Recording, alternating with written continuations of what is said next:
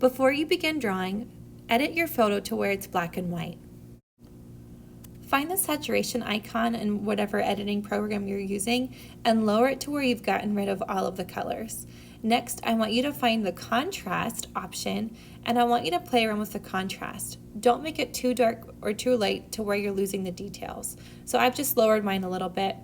If you have a shadow icon, see if you can mess around with that. I'm noticing that I just like it the way it is, so I'm not going to change it for there. The highlights, I am going to increase my lighter values to where my landscape will look more three-dimensional, as well as increasing the brilliance to make it a little bit brighter. The exposure I'm going to keep the same because I like the way it looks. So just make sure that whatever you choose to edit your photo, that you're not losing the details, but you're increasing the range of values that you're seeing. By increasing your range of values and having a full range of values from your lightest lights to your darkest darks will help make your landscape look more three-dimensional. And once you've turned your photo into black and white and changed around the contrast, highlights, and shadows, we can begin drawing out our landscape. Okay, so in your colored folder, you are going to see 3 sheets of paper that are really thick and are all the same size. This is your final project paper that you're going to be drawing on. So grab one, and then I'm going to demonstrate how we're going to be drawing our border on this paper so it matches our landscape photo. On your iPad, I want you to pull up the photo for your landscape, and we're going to be measuring how big your photo is. I want this to be the same size as I'm going to draw it on here. So it's hard, you can't really control how big you view this on the photo app. So I'm going to send this over to a Pages document. So I'm going to open up a new Pages document. You guys can use Notability. I just use Pages all the time for creating documents for you guys. So I'm just going to use that, but feel free to use whatever you want. I'm going to add in a photo. So I will click the new photo that I've just made. And then I'm going to enlarge this to where it's no smaller than a 5x7. So I'm gonna make this, you'll see in the corner right here, it's changing the size. I'm gonna switch this down to where it's about 5 inches.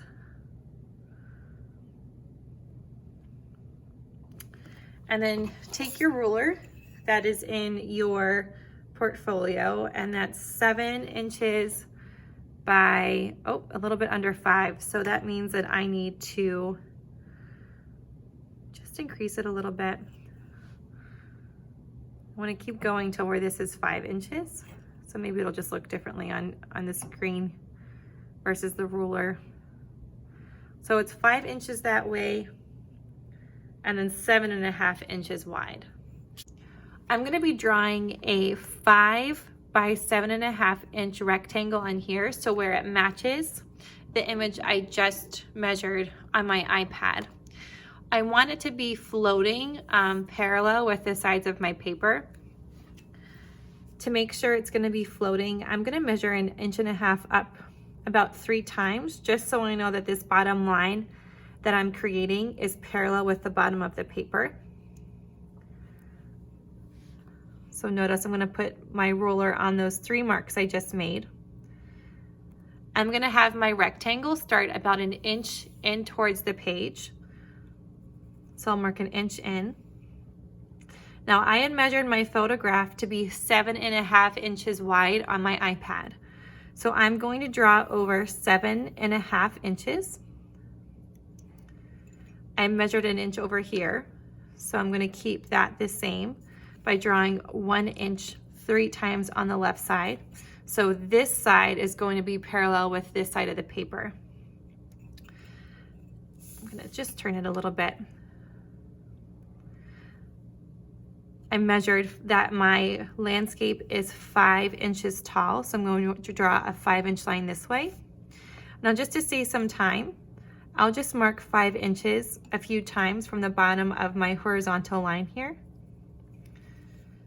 to make sure that this top line will be parallel with the bottom. I'll line my ruler up on those 3 marks.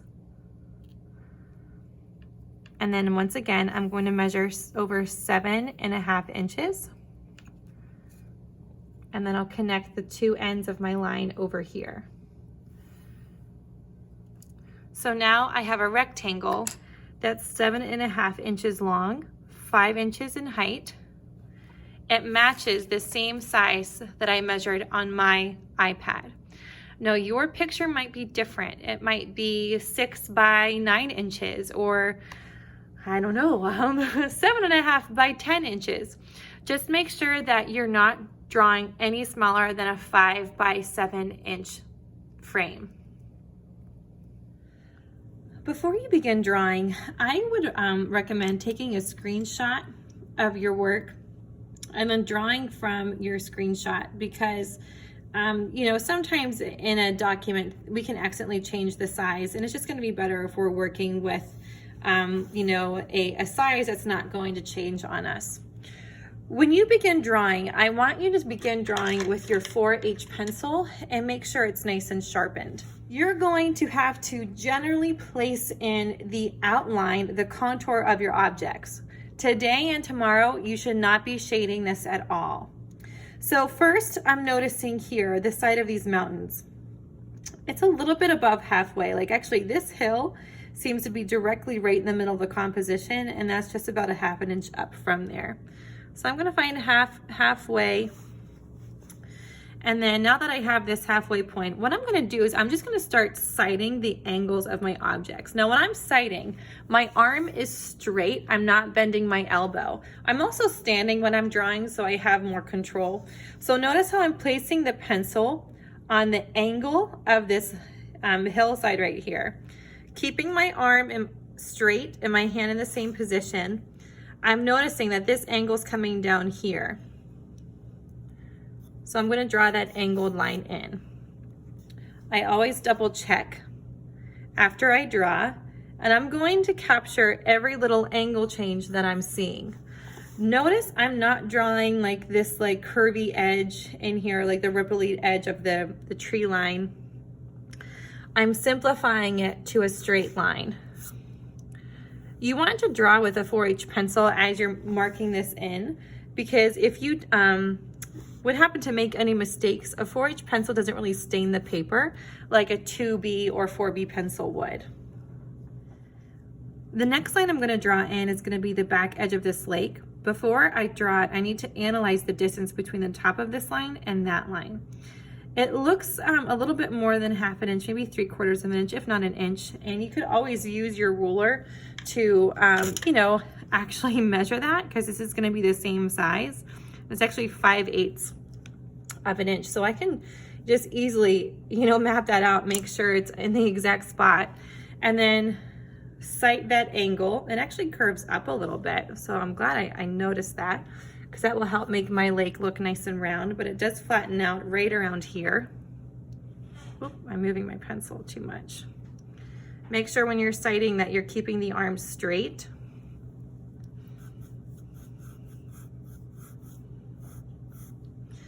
And I'm just drawing some smooth lines in here. I'm not doing anything too detailed yet. And the reason why you want to draw from general to specific is, you know, if I would go in here and spend all of my time putting in the specific tree line around here, and then I probably would spend, I don't know, like say I spend 30 minutes just doing that. If I finish the drawing and I noticed, oh my gosh, those trees are too small, or they're too big, then I just wasted that 30 minutes. So first we just want to make sure that we're mapping in the proper placement of everything. If you have a printer at home and you want to print out your photo and draw a grid over top of it, if that would be easier for you, know that you are more than able to do that. I'm going to accept that, but I'm showing you this style of drawing in case you do not have a printer, and this is the way that you're going to draw then. So notice I am using my ruler to help me mark where things should go in here, to keep things a little bit more accurate, because it's hard definitely to draw things in when they look like they're just floating in space. So even like this point in here, this is about an inch and a, what is that? An inch and 3/16. So I can go to an inch and 3/16 and mark that in. Notice I'm drawing it too low, It comes over about 2 7/8.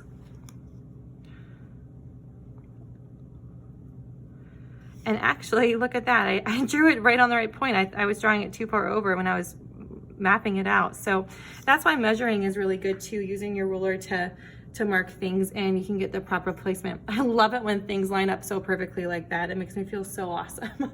So if you have things like that happen in your work, celebrate it. Make yourself feel good about yourself. And when things don't go well in your work, because trust me, they won't go well at certain points in time, you know, don't beat yourself up. Now, one thing that I'm going to do is I'm going to cite where this ends by measuring where that one ends. So notice I'm going to place my pencil on the edges of both the sides of the lake. I'll move my pencil over, and that's telling me that this should end about here. And that helps me figure out where I should be drawing my next sighting lines. And where they should be curving across the entire composition.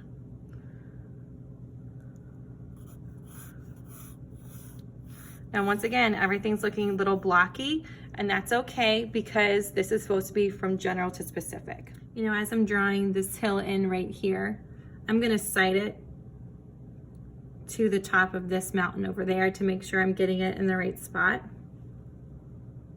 Because the worst thing would be if like I'm drawing it too high up or too low, and thankfully it's right in a good spot here. I'll draw that line of how it comes in this way. Should converge with this lower line that I've added in.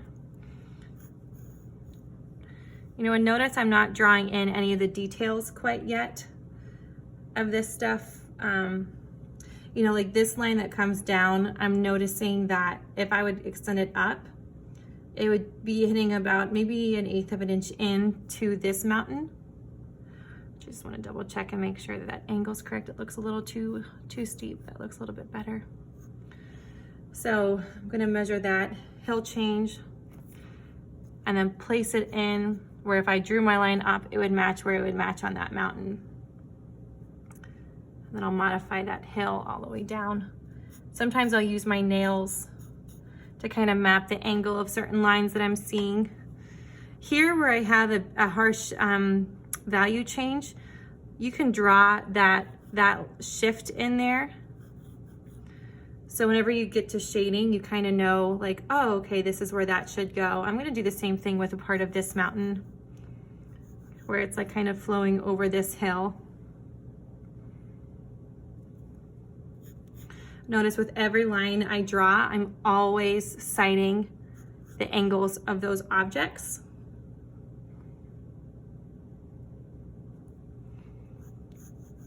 To ensure that everything's accurate.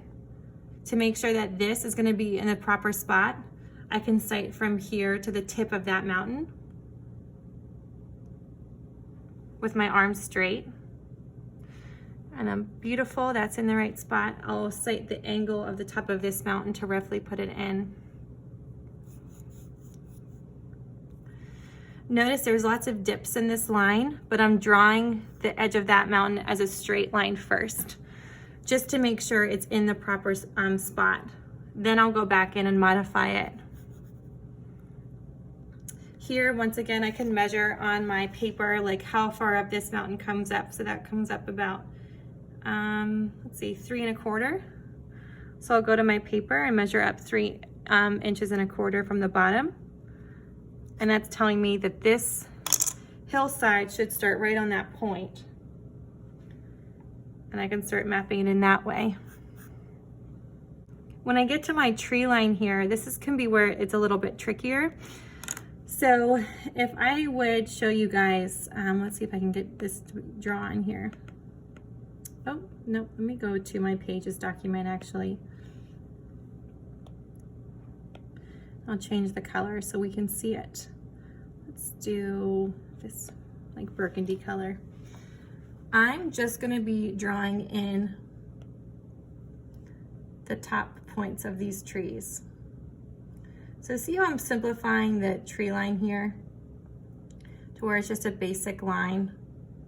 I'm not worried about the tops of the trees. Now I will definitely want to draw in the basic line of where the trunks end as well. But even here with like these 3 little trees that I'm seeing here, I'm just going to be drawing the basic shape of them. Even with this tree, when I get to this one, I'm just drawing the outline of it. I'm not going to draw anything else. Well, actually, I am going to draw something else. Because I can see these branches, I am going to draw these branches in very lightly. So that is what this next part of the drawing should look like. It's something that's, once again, very simplified. So I'll go back to my photo just so I don't move anything around, and I will begin drawing that line in. Whenever you have an object floating in the middle of a composition, always cite that object to other things in the composition so you know where it sits. So first I'm noticing, okay, where does the bottom of that trunk relate to the lake? I'm citing the angle of it, and then also citing the angles of the tree. I'm not drawing in the detail, just the basic edge of the tree as a straight line. Now, one thing that I'm gonna do is I need to measure the proportion of this tree to something else in my drawing to make sure I'm drawing this the proper height. So one, I can take my pencil, and I know that these hills are fairly accurate on this side. So about right under this mountain right here, this height of this aspect of that is the same height as this tree. So if I go to my drawing and I go right underneath where that mountain is, I measure that point. That is how tall my tree should be. And I'm noticing it's a little too tall. So I'm going to shorten it and make it a little bit smaller. I'll double check my drawing, and once again, now my measurements are more accurate. Because I have this tree perfected, I can use that tree to cite the other trees in of where the starting points might go, as well as the bottom part of these tree trunks. I could even measure the distance between the tree trunks to see, you know, how far away from one another they should be. That one should be starting here. Once again, I'm not shading, I'm just roughing in the shape. I'll cite the angle of where the 2 trees end in relation to one another, modify my marks, and then add that 3rd and final tree in here.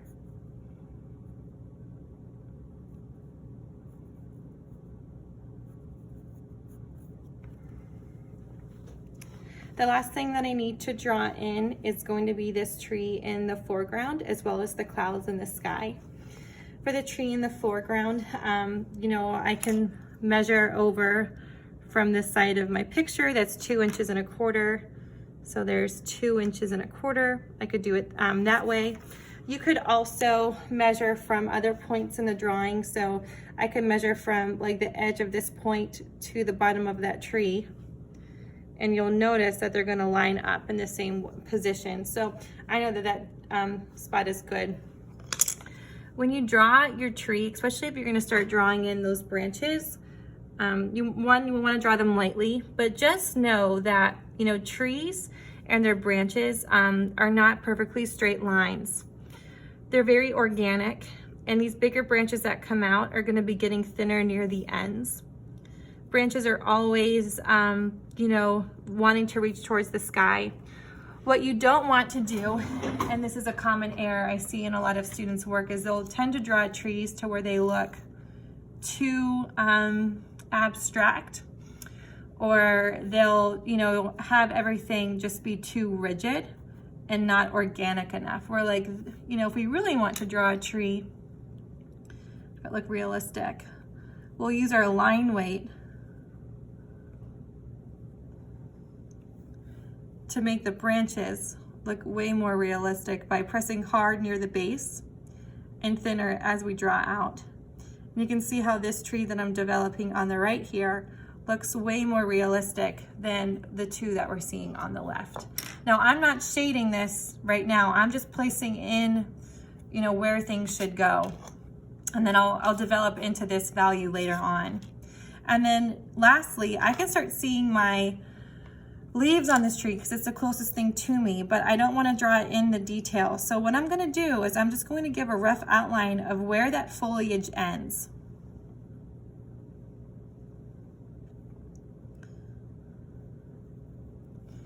and I can, you know, measure the proportions. So the widest point of this is about right here, and I can see how many wide points create the height.